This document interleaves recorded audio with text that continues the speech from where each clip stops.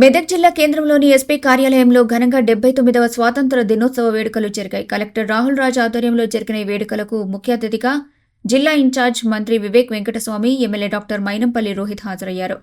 ముందుగా మహాత్ముల చిత్రపటాలకు నివాళులర్పించి మంత్రి వివేక్ జాతీయ జెండాను ఎగురవేశారు. పోలీసు గౌరవ వందన స్వీకరించిన అనంతరం ప్రభుత్వ సందేశాన్ని అందించి పలు పాఠశాలల విద్యార్థులు చేసిన నృత్యాలను తిలకించారు. ఈ కార్యక్రమంలో ఎస్పీ శ్రీనివాసరావు, అదనపు కలెక్టర్ నాగేష్, జిల్లా అధికారులు, విద్యార్థులు తదితరులు పాల్గొన్నారు.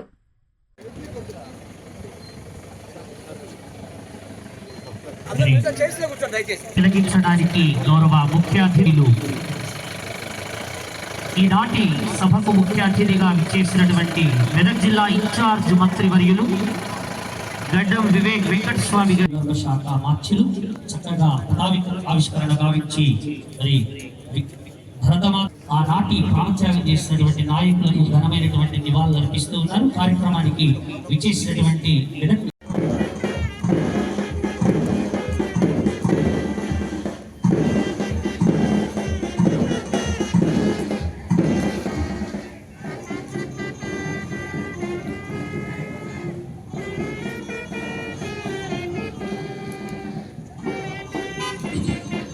మన మెదక్ జిల్లాలో జరుగుతున్న పలు అభివృద్ధి కార్యక్రమాల సమాచారం మీ ముందు ఉంచుతున్నాను.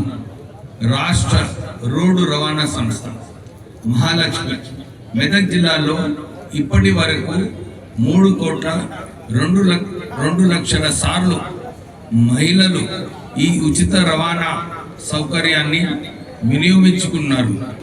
మెదక్ జిల్లాలో ఇప్పటి వరకు 1,27,393 విద్యుత్ వినియోగదారులకు 200 యూనిట్ల లోపు జీరో బిల్లు జారీ చేయడం జరిగింది.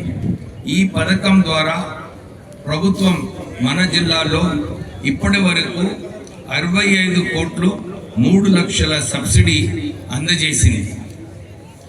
వ్యవసాయ శాఖ రైతు భరోసా యాసంగి 2025 సంవత్సరమునకు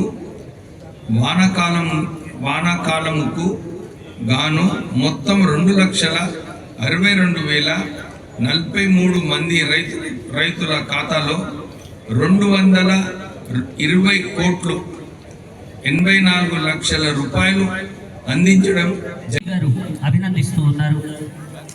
సిద్ధార్థ స్కూల్ చిన్నారులు మేము ఈ పొజిషన్స్ కి రావాల్సిందిగా కోరుతూ ఉన్నాం.